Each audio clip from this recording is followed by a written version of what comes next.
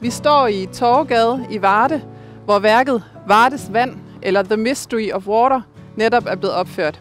Og det er billedhuggeren Henning Elving fra Kvols ved Viborg, der står bag kunstværket. Det her kunstværk er en del af et større projekt med at gøre Varde til en spændende kunstkommune eller kunstby med et unikt udendørs og offentligt tilgængeligt kunstmuseum her i bymidten. Det er et samarbejde mellem Varde Kommune og Poul Erik Bech Fonden, der siden 2017 har gjort det muligt at opføre over 100 kunstværker inden for kommunens grænse. Samarbejdet mellem Henning Elving og Poul Erik Bech Fonden går flere år tilbage. Han boede og arbejdede sammen med sin kollega Yngve Riber i det tidligere Kunsthal Varde i Spirborggade tilbage i 2016. Og dengang købte Poul Erik Bech Fonden flere kunstværker af kunstneren. Jeg hedder Henning Elving Hansen. Jeg er billedhugger, kommer fra Viborg og er på besøg her i Varde, hvor vi er ved at hænge 2 store relieffer op her bag ved mig, som jeg har lavet til Varde by. For et par år siden udførte han så årets julegave til EDC's medarbejdere, og nu har han så skabt det her stedspecifikke kunstværk til Varde.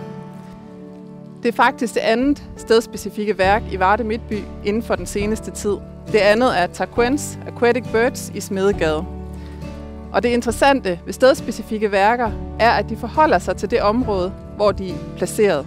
Og derfor har de også en lokal forankring. Henning Elving her har taget udgangspunkt i Varde Å og dens form, som den snor sig gennem landskabet. Stedet her, hvor vi står, ligger tæt på både åen og på gågaden, så det er også et slags bindeled mellem åen og bymidten. Ja, da jeg blev bedt om at lave noget, der skulle hænge her i Varde by, og fik at vide, hvor det skulle hænge, så tænkte jeg mig ikke så lang tid, men grundigt om. Og der fandt jeg ud af, at jeg skulle lave noget, der havde med Vardes historie at gøre. Og Vardes historie består for en stor del faktisk meget af vand. Varde er opstået, fordi man havde Varde Å, og man havde umiddelbart adgang til havet herfra. Det vil sige, Vardes hjerte, Vardes motor, det ligger i Varde Å. Og det er faktisk det, jeg bare i al sin simpelhed har brugt som tema.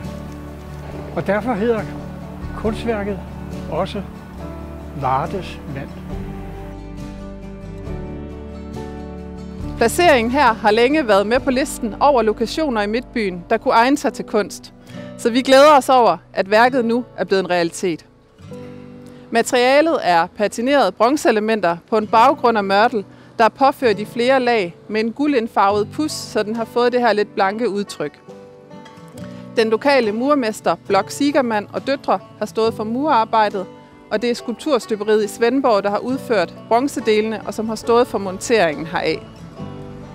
Selve kunstværket er doneret af Poul Erik Bech Fonden.